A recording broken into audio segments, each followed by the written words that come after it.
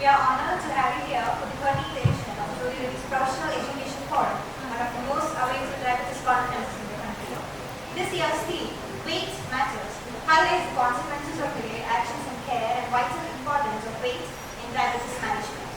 Over the next few weeks, get ready for insightful discussion, high-energy debates, and engaging sessions that aim to spark meaningful change in diabetes care. Whether you are a clinician, researcher, educator, or healthcare innovator, this is your platform to connect, learn, and lead. We now begin the first scientific session, the paper presentation by our fellow researchers and clinicians. To judge this session, we are privileged to have a distinguished panel with us today. Dr. V Raveendran sir, specialist in internal medicine with Arun Hospital, Oman.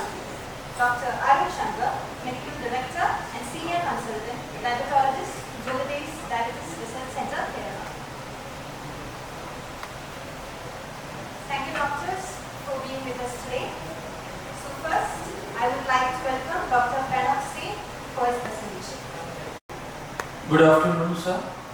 Good afternoon, dear delegates. Good afternoon, dear doctors. My name is Dr. Prasobh. I am the medical advisor for Sun Pharmaceutical Industries Limited.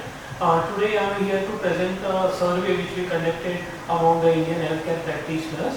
Basically, after decades of innovation and advances, still millions of diabetic patients remain uncontrolled, and how the healthcare professionals in India are navigating the challenge of these complex comorbidities, as well as the shifting paradigm of therapies into the bridging the gap between the treatment and care among the diabetic patients. So, like we know, type 2 diabetes is a chronic metabolic disorder with estimated prevalence of 8 to 9% in Indian population. Around 101 million people are affected in our country, and 136 million are pre-diabetics. Along with exercise and diet, of course, oral anti-diabetic drugs will play a key role in controlling the glycemia in diabetic patients. And as the combination therapies have emerged, they have all the advantages like reduced pill burden, better compliance to therapy, and reduced cost. The fixed dose combination of dapagliflozin, glimepiride, and metformin is a novel combination with effective approach to achieving glycemic control in patients with type 2 diabetes, in preventing the comorbidities like heart failure and progression of CKD. So the purpose of this survey was to evaluate practices in the management in diabetes and to understand perception of combination therapies among healthcare professionals. So we included the healthcare providers who showed their willingness to participate in the survey, and we excluded the incomplete questionnaires which were less than 80% of the questions were answered. The pre-specified and validated questionnaire was used here to conduct this survey, and the survey was initiated after taking the ethics committee approval. A web-based questionnaire link was sent to the healthcare professionals to collect their responses, and descriptive statistics were used to analyze the aggregate survey results. We had a total of 3,269 HCPs, among which 60% were consultant physicians and 20% diabetologists, 12% endo, and 4% were GPs as well as cardiologists. When we asked them what number of their patients achieved the glycemic control, only about 15.9% said that more than 50% of the patients achieved the glycemic control. So most of the HCPs opined that less than 50% of their patients achieved the HbA1c targets. As far as the comorbidities are concerned, among the type 2 diabetic patients, dyslipidemia was reported as the most common comorbidity by 29.9% HCPs, cardiovascular diseases by 29.5%, and obesity by 15.3% HCPs. This was followed by diabetic neuropathy, CKD, diabetic foot, diabetic retinopathy, and hypertension. When we asked them in which patients would they prefer to use SGLT2 inhibitors, they most answered that they will prefer in all diabetic patients, followed by the 33% who answered they will prefer in heart failure and CKD. Among the agents, for number of agents required to control the glycemia, triple therapy was preferred by most of the HCPs, while dapagliflozin was effective, was agreed upon by 61% of the HCPs. As far as the conclusion is concerned, a majority of healthcare professionals indicated that effectiveness of glycemic control often requires more than 2 or 3 anti-diabetic agents, And this combination therapy of glimepiride, dapagliflozin and metformin was commonly recognized for its ability to maintain blood glucose levels throughout the day. So this was my thing.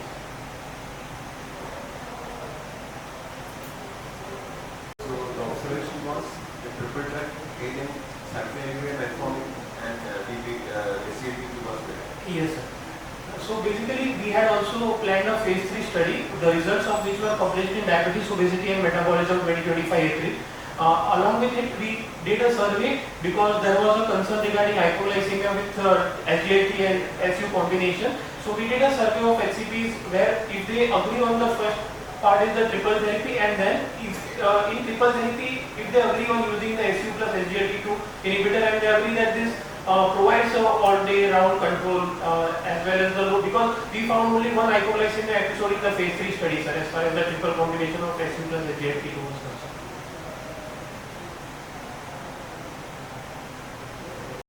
Now I invite Dr. Sunil to present.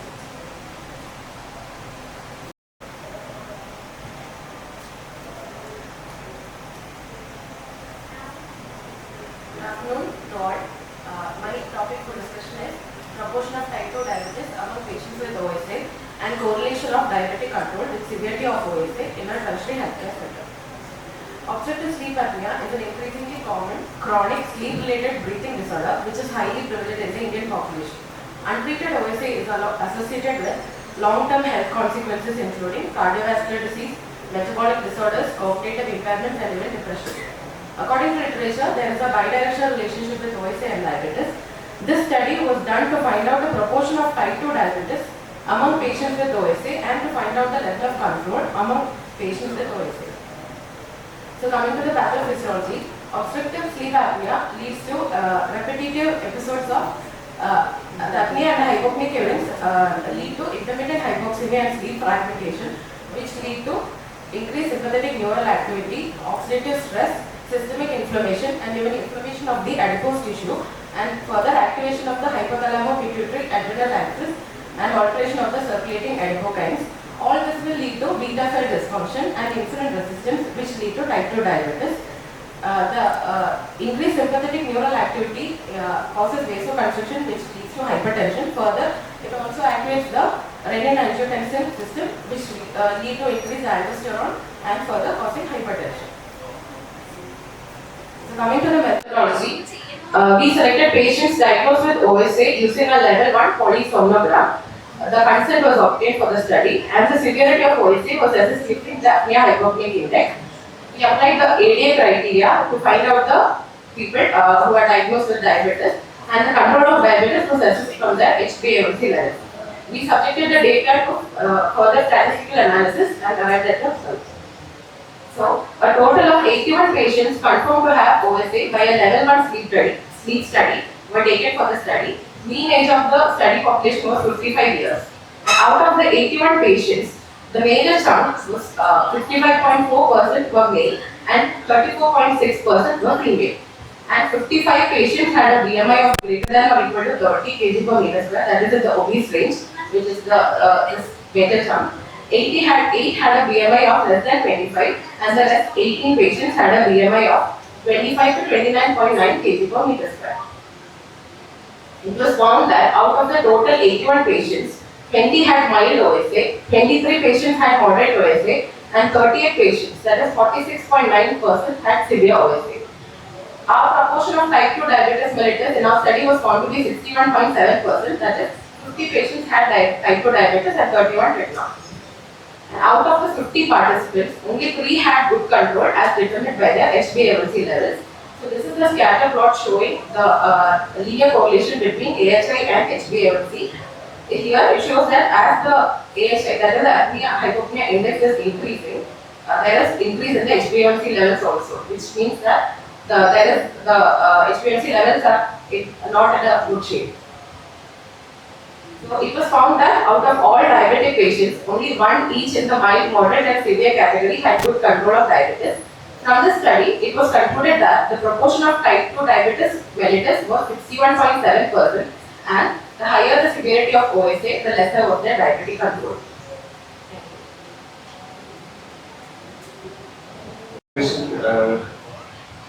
Have you gone through the data with regard to BMI? Yes, sir. Majority patients are having the BMI early stage. I am showing you. 67.9% had greater than 30 kg of weight. What about pre-diabetes? Sir, actually, we have taken a good control to be about 5.6. So, pre-diabetes as such we have not taken. So, good control we have defined as an HbA1c of 5.6. These are newly diagnosed diabetes or people already with the... No, sir. We went through their FBS or previous levels which they have done earlier. We had the electronic record, so we went through that, and then the patients subsequently they were diagnosed to have diabetes later on.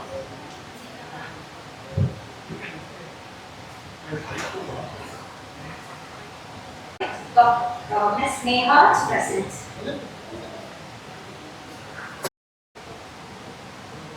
Good evening. My name is Neha and I'm representing Metanoia Health Diabetes and Lifestyle Diseases Research Institute, Kochi, Kerala.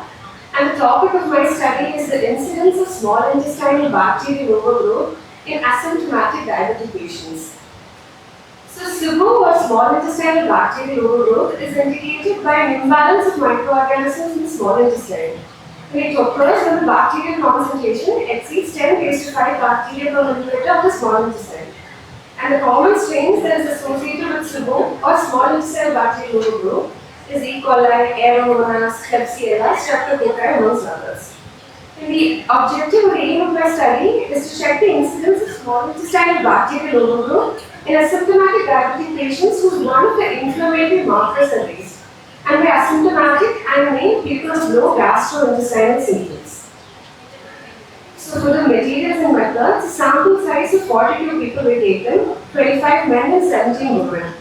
And for the inflammation assessment, the C-reactive protein, CRP, and erythrocyte sedimentation rate, ESR, were measured to assess for underlying inflammation. And their serum IgE levels were also noted.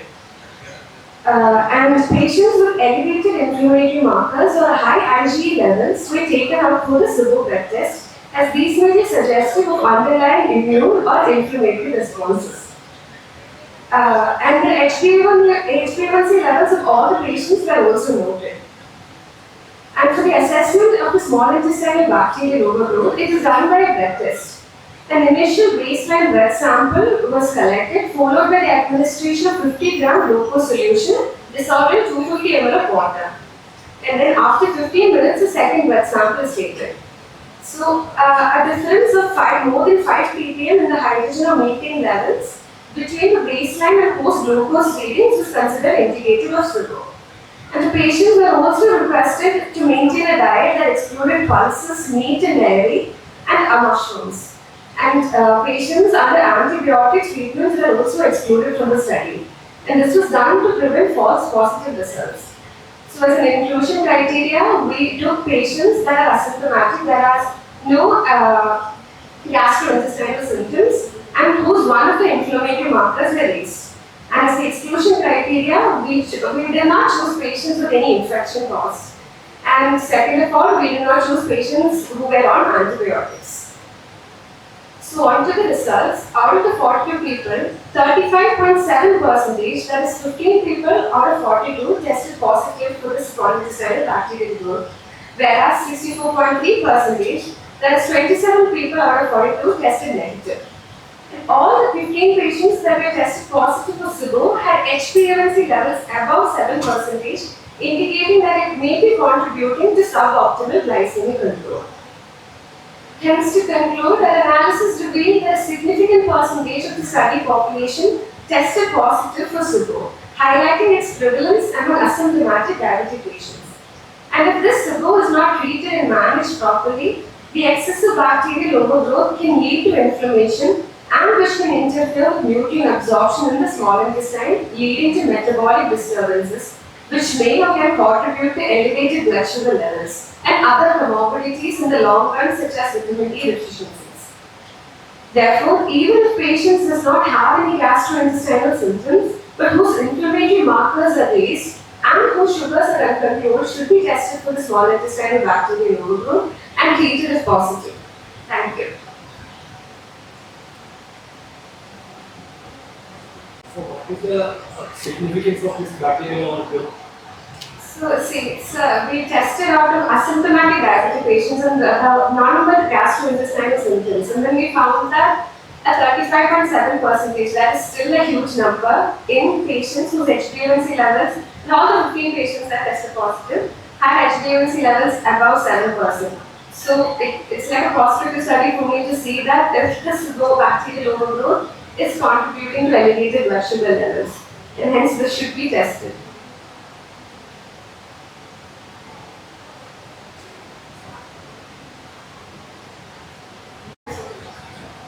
So next we have Dr. Raveendran to present.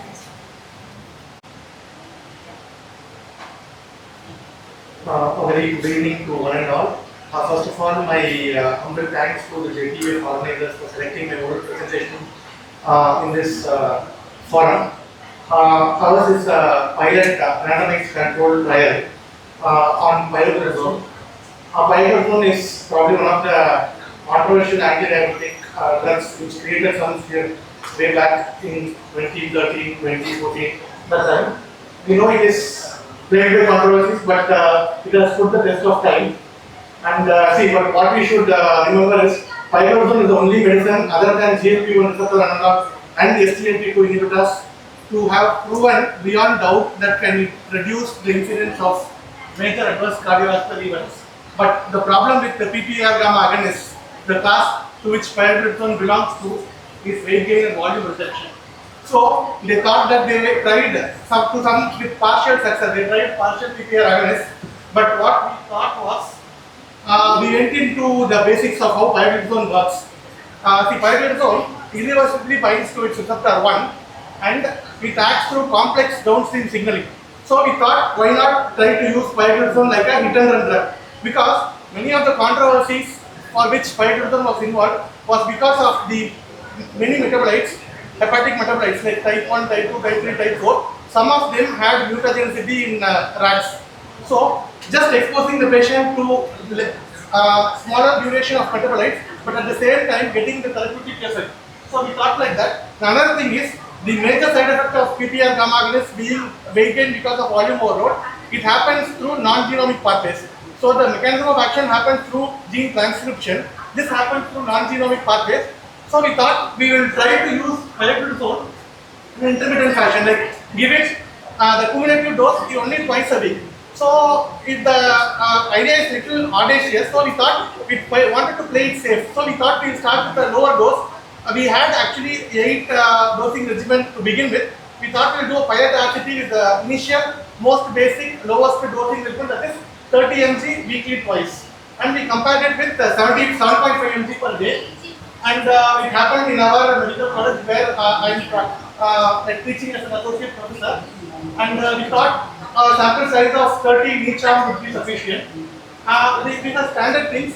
We wanted to play it safe, so we ruled out all the things that are associated with pioglitazone, including any history of fetal edema, any history of hematuria, of whatever etiology whatsoever.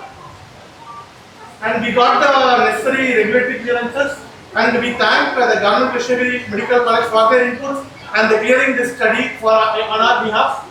And these results, to be very honest with you, it was actually surprising even for us, because for a sample size calculation, we actually thought that 30 mg per day might actually work maybe some 40 to 60 or 70% as good as the daily dose. But the results, what we got was it was almost equal to daily dose in some respects.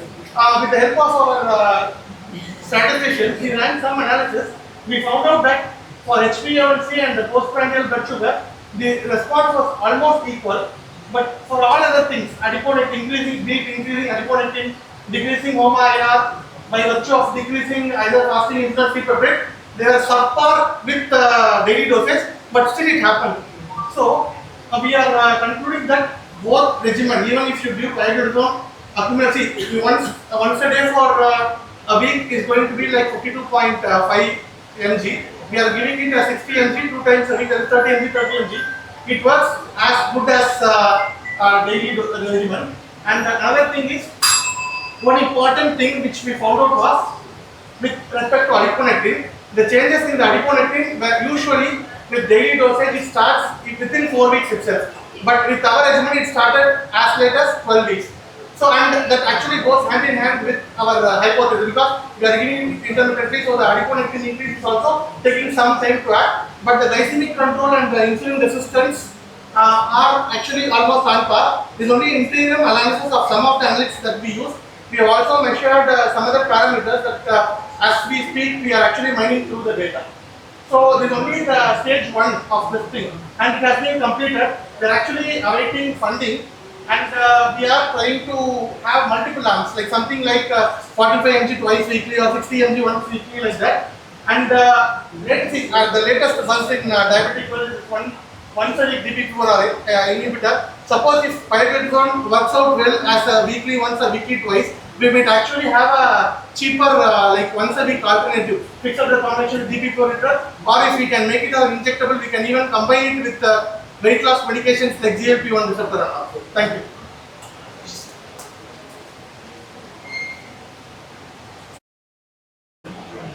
Once weekly or twice weekly preparations, like what you are on that. Many times what we see is patients will be missing the doses.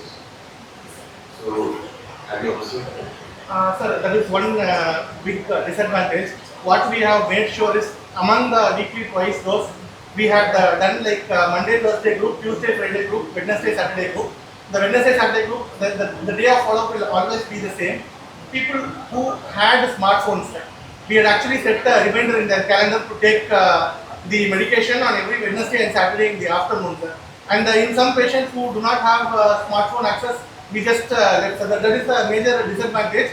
But if we are, we can even take it as an advantage. Like if because it's a very cheaper medication, if you are implementing a government program, we can have a health workers go and deliver it to every household even once a week.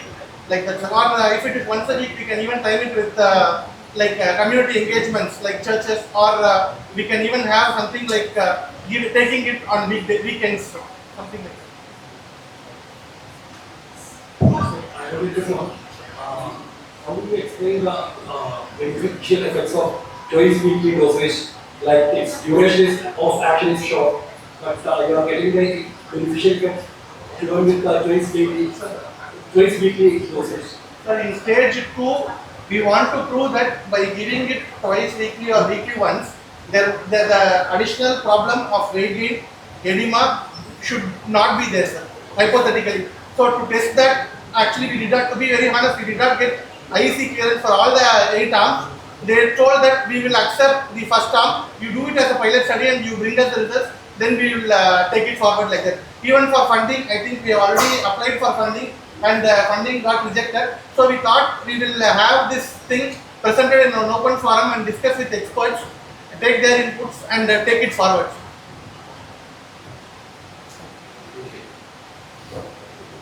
I welcome Dr. A.G. Krishnan sir to present. It's a pleasure to be here, and I'm going to talk about a real-world evidence study called the Pioneer Real India Study, which was done on once daily oral semaglutide with type 2 diabetes. This is a Pioneer Real India study. I was one of the investigators and principal investigators from India, and also I'm the lead author of this abstract. So the background was, we know that oral semaglutide has superior glucose-lowering efficacy, but there is no real-world study from India. So this is the first real-world study from India, and this is a large-scale study, and I am going to present the results of the study. Now this is a study design. 387 people were studied, and the observation phase was for 44 weeks. We included people with type 2 diabetes, adults with HbA1c below 9, and also who have never taken injection GLP-1 receptor agonist.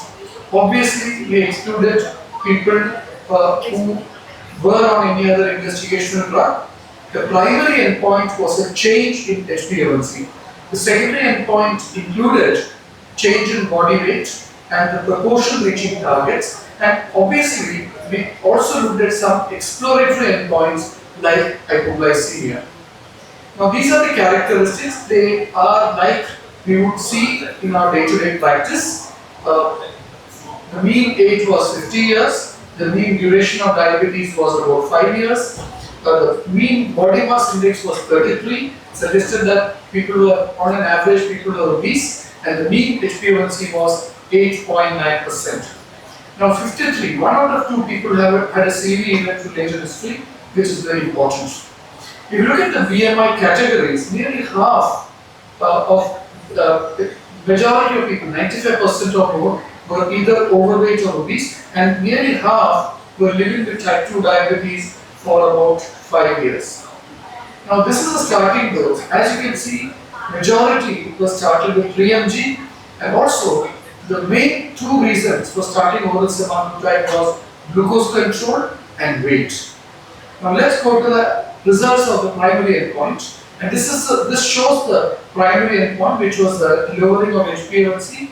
As you can see, the A1c came down by 1.78 percentage points, and if you see, the body weight came down by 7.23 kilos. So in this real world study, you had a 1.78% lowering of HbA1c and a 7.23 kilo weight loss. And this was good, even if the HbA1c was higher or lower. Of course, people with a higher starting A1c had a good minus 2.48 percentage points HbA1c reduction. Similarly, the weight also came down by about 7.53 kilos in people whose A1c was more than 9%. In other words, people whose A1c was more than 9% had even higher A1c loss and body weight loss. So I would like to discuss by saying that the mean A1c level was 8.9% in these patients, showing poor glucose control. 1 in 2 people at baseline had a cardiovascular event-related history. 1 in 5 patients initiated treatment with oral semaglutide within 1 year. And the primary reason, the 2 primary reasons in this study were to control the glucose and to control the body weight. Friends, I'd like to conclude by saying that clinically significant improvement in glucose control and body weight was seen in both the subgroups, whether the baseline A1c was more than 9 or less than 9. I think I have 57 seconds left. No new safety concerns were observed from the real world type 2 diabetes population, and the overall benefits risk balance remained positive. Now in this non-intervention study, you can see that in people who were named to injectable glucose lowering drugs and received oral semaglutide according to local clinical practice, there were good clinical improvement in glucose control and body weight.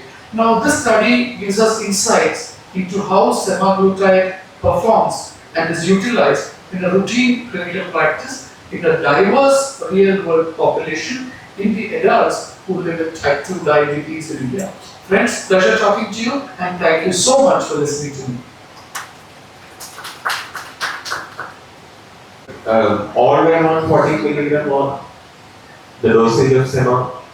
No.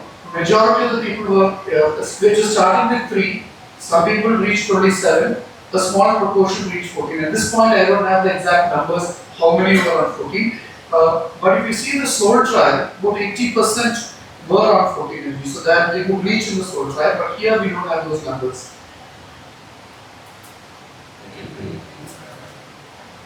Thank you once again. Now I invite Dr. V Shankar to proceed.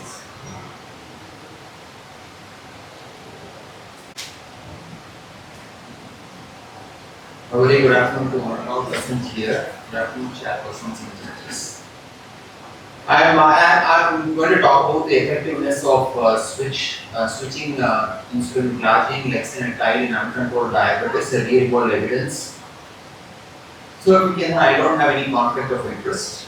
If you can see, the background of this study is type 2 diabetes. We always know that it's multifactorial. It's insulin resistance, obesity related, and most of the time we use normal insulin where in most of these patients the weight gain continues to be there. And in Indian population, one particular problem we see is that they eat a lot despite taking adequate insulin. So that is why we thought that people, when this molecule initially started, this is not a pharma-sponsored trial, but since there is only one particular combination, so I have projected the picture. So we decided that we will try out these combinations, especially in patients who have high doses of insulin and uncontrolled diabetes, and see how actually it works. So the aim was to switch Soliva or otherwise fixed dose combination, then see the effect on HbA1c, BMI, and in real world evidence.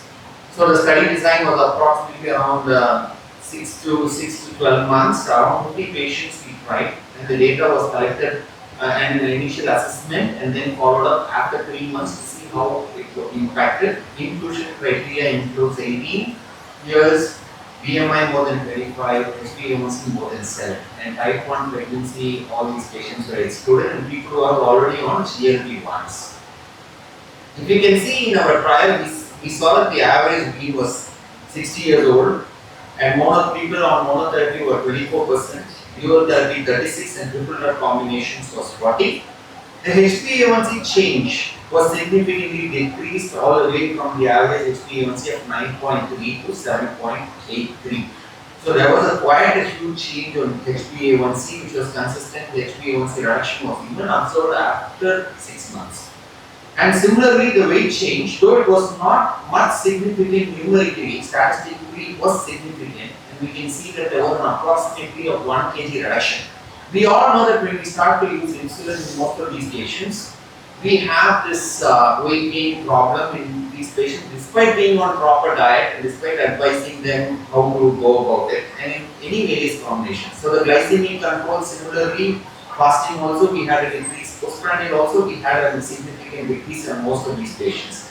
The greatest weight reduction we saw in patients where we used SGLT2, DPP4, metformin along with compared to that of DPP4 and metformin.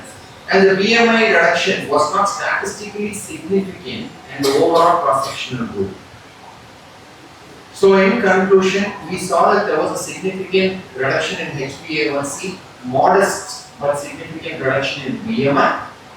And then we also saw significant reduction, decrease in weight on these patients, because we know in insulin usage patients, most of the time weight gain is a common problem. So it can be used in uncontrolled diabetes, where more than HbA1c more than 7, it has shown to be beneficial, especially in our study population, and then prepared for patients with overweight patients especially, and people who are constantly gaining weight on insulin treatment. And the choice in older adults in type 2 diabetes, it was much safer comparative to other insulins which are available, which the patient was on. Thank you.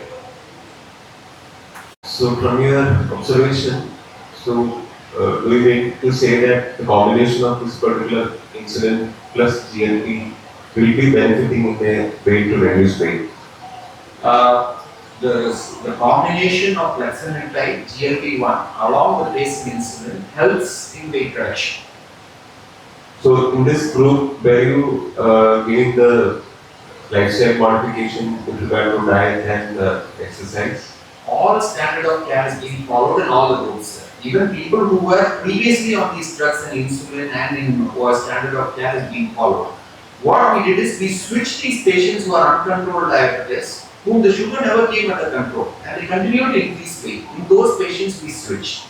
So we selectively switched these patients and saw what was the benefit. Because some people were in basal cholesterol, some people were on basal. So they continue to gain weight with all this. Some people were in sulfonylureas. So in those patients, when we use this, especially in Indian population, what we found out from our trials that they eat a lot. So once a mild dose of this is being infused GLP-1, which is also cost effective when it comes as a combination, it really helps in reduction. I think that is the primary focus on this.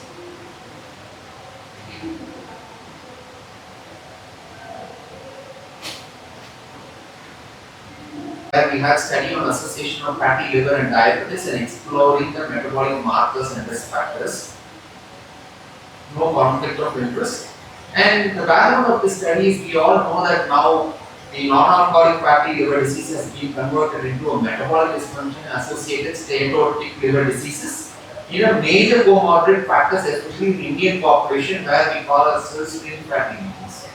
So despite the reversible nature, most of us still rely on liver function tests to see if there are any abnormalities or probably this fatty liver actually affects the liver. But many of these patients, early detection plays the key role in these patients. So the objective was to find out the association between the MASLD with glycemic status, metabolic markers and occupational factors which are being involved in these patients. The study design was a retrospective cross-sectional study. 149 people diagnosed with diabetes or pre-diabetes were included. Everybody is above age of 25. Patients were diagnosed as pre-diabetic or diabetic based on their HbA1c fasting postprandial. And data collection was done. People who were already known cases of liver diseases, who were on alcohol, or who pregnant women were excluded from these studies, and we conducted the ultrasound and liver function test on these patients. And you can see the key finding was MASLD prevalence was 26.1% in pre-diabetic versus 41% in diabetic patients. So 41% of these patients were diabetic. Participants 77 male, 28 female, 28% female, sedentary lifestyle, most of them, all were field workers. 10% of them were field workers, 31% are home based, and ALT and AST and HbA1c showed no significant variation. We also calculated the FIB score, which is supposed to be using to predict the outcome of these patients.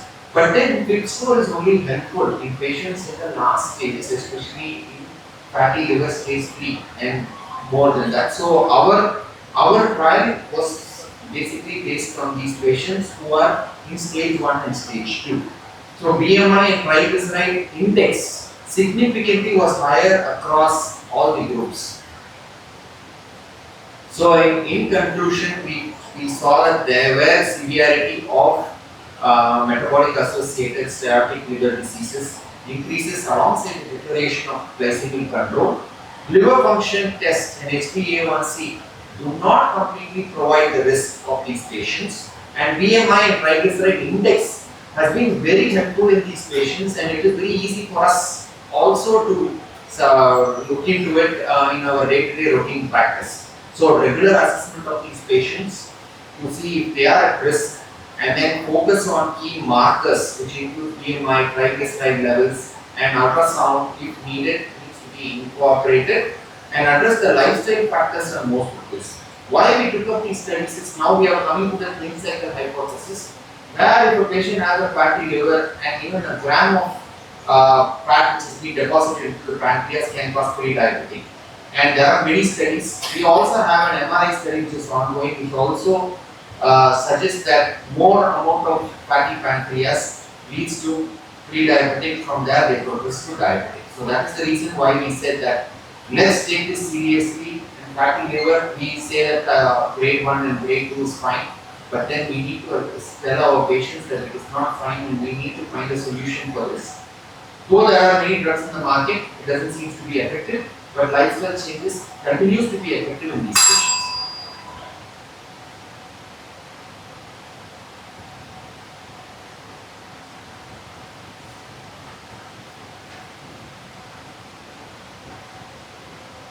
Doing LFT, and We are doing LFT, lipid profile, ultrasound. We are grading that, and also for FIB score, we have also taken up the platelet count and CBC also we have done. Because most of these patients are patients who came from hospital checkup. So we had almost all the parameters with them. So ultrasound has found to be effective in most of these patients to detect stage 1, stage 2, though there might be a little bit biased in what the specialist, actually the radiologist sees, but then it has found to be effective, and it actually helps us to diagnose the fatty liver in early stages.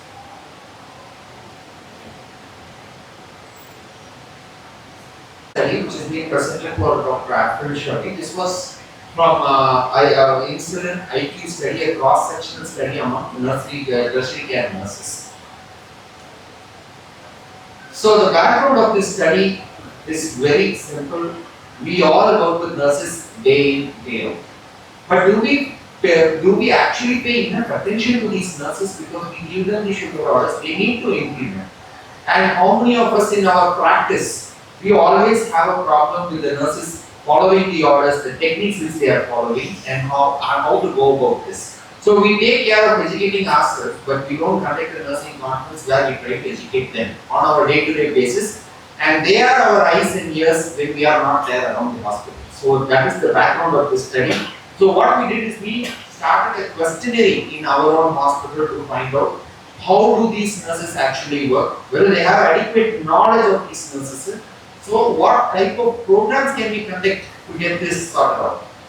So we assess, the aim is to assess the level of knowledge of insulin, what kind of insulin, when to give, how to give, what are the techniques. So we had a questionnaire which was done, and we found out the significance was understanding the current knowledge levels among nurses. Nursing staff was essential to target educational programs because they are the ones who drive these programs when we are not around, and in our limited time of consultation, nurses are the ones who are supposed to drive this in inpatients and in outpatient settings. So what we did, the study participants were all nurses from our hospital. 250 registered nurses were there, and they all gave the informed consent, and the data were collected and statistically analyzed. So the results were quite good, I would say, because 50% had excellent knowledge of how to do this, and it all depended upon the experience what they had, irrespective of the educational qualification.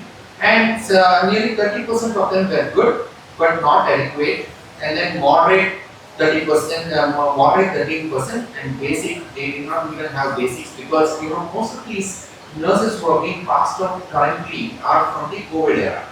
That means they did not have any expectations, or they did not have any kind of experience during those times. We know how we faced it. Even our MBBS graduates, they are little difficult to cater to or mentor to right now. So those are the basic ideas of this. So in conclusion and recommendation, so what we did, we saw that they were having adequate knowledge, but it was not put into practice. So however, it also identifies that over 30% would benefit if you have additional training on a regular day-to-day basis, or probably monthly once for these nurses. Because as I said, it is not only the doctors who needs to be good, but the caregivers who take care of our patients also needs to be very, very careful on how to administer this. Because many times we come across patients in our clinical practice where we say, "Sir, you said this, but the nurse said that. So you said you can give it in the outer thigh, but they say no, you can only give it in the upper thigh." And in pregnant women, this happens. So we are more interested in doing clinical research, or we call it transitional clinical researches, where we translate basics into clinical practice. That is how we have come up with all these studies. In our recommendation, we recommend please educate your nurses at least once a month so that they become better and they will continue to function as what we can. And it will be a win-win situation for the patient, for the doctors, and for the healthcare. Thank you so much.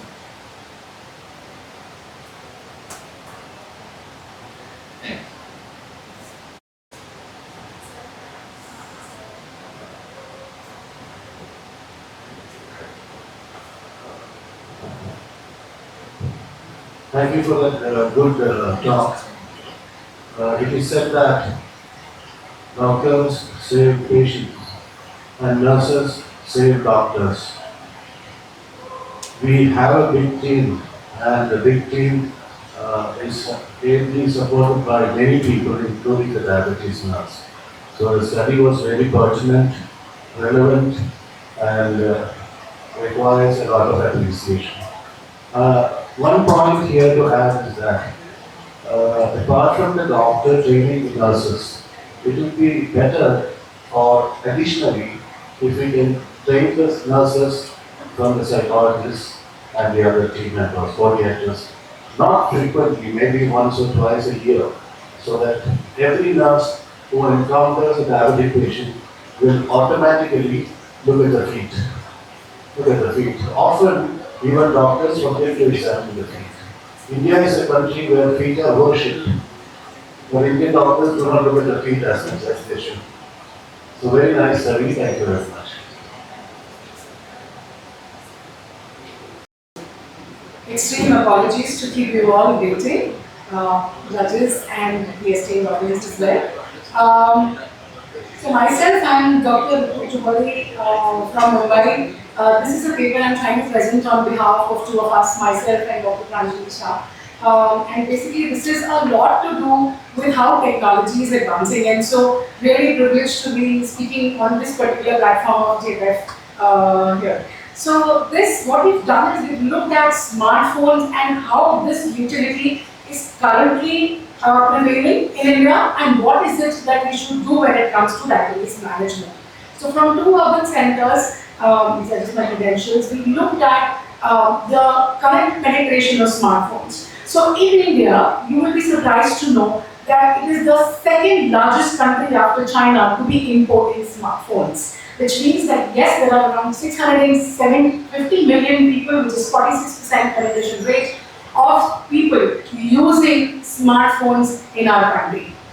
But however, we know that because of lack of technical know-how, people are using it only for certain reasons. And that is what in depth we have looked upon. So what we did was a simple method. We drafted a simple survey in 4 different languages, which is Hindi, English, Marathi, Gujarati, as per the 2 centers catering the patients around us. And these were all patients with diabetes.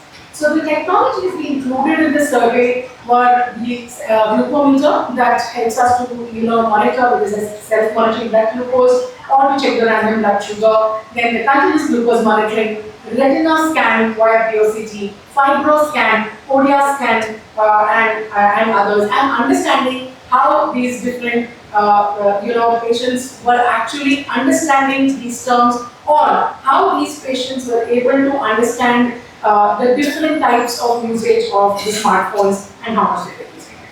So this is text. I'll just go directly to the results so that it's easy for us to understand. So the sample size we reaches 265 patients. We surveyed 265 patients, out of which 200 were smartphone users as compared to the rest of the 65 who were non-users, or were using the button phone or the previous version of the phone. If you look at the gender distribution, largely male predominant, obviously because being the breadwinner of the house, a lot of these people who are on the underprivileged section, they are using, only the man of the house uses the smartphone, which is also the phone used by children during COVID for their schools, classes, and also for the persons for their professional help, even if they are farmers or normal food vendors. So 63% males using smartphones versus 37% females using the smartphones. Around 18% of this population were not acquainted or did not understand the meaning of smartphone. So when we were going through the survey, we also understood that 18% of the people did not understand that this particular device is called as a smartphone. And 96% of these users of the phone were actually majorly using the phones for 2 main reasons. First one being the social media, of course, and second one being for communication purposes or calling purposes or messaging purposes. Now, these next 3 slides are really very important, where we talked about, if you look at the general Indian population, and these are the various questions that we had put in there. The phone calls, messaging, WhatsApp, social media, entertainment, online shopping, capturing photos, videos, digital healthcare apps, and Google search. And if you look at it, here clearly, digital healthcare apps were only 21% reported by these smartphone users. So the top 3 uses were phone calls, Google search, and social media. I'll finish soon. And then if you look at the Google search in detail, that what were the major reasons, we had these particular reasons where it was professional related search, it was healthcare related search, general queries, then queries about entertainment, and also to search people, locations, or food choices. And here, thankfully, health related searches really came up, which showed that people have interest in self-help. They want to learn about how they can improve their health, what they can do to get better in their healthcare. So the top 3 reasons here were profession related, health related, and entertainment. And then Coming to specifically diabetes, what these patients were doing for using their phone to become a tool to manage their diabetes. So these were the various causes that came up, whether it was teleconsultation, CGM, digital healthcare apps being a part of it, exercise support, online pharmacy, which means purchasing medicines online, diabetes complications, prescribed medications information, understanding symptoms, digital dietary guidance. Clearly here, the top 3 reasons for type 3 guidance, a lot of people stuck to that, understanding the symptoms and disease, and get a tie between online pharmacy and medications to understand the side effects as well. So to conclude, India is the second largest market with smartphone technology. We have 46% penetration, which is pretty high as compared to other countries, pairing after China. And this technology of smartphone has a lot to offer as compared to what it is being utilized as of now. It can actually become the hand-holding partner of every person living with diabetes, from diagnosis to managing to delaying complications. And therefore, this has a lot of scope to ensure that patients who are reaching our doorstep are also educated by our diabetes educators or friends at our clinic about how to use their smartphones to the best of their capabilities to improve their diabetes outcomes. So, what do you think, like, how we improve a better quality of life among diabetes patients with the usage of apps or different technologies available in diabetes management?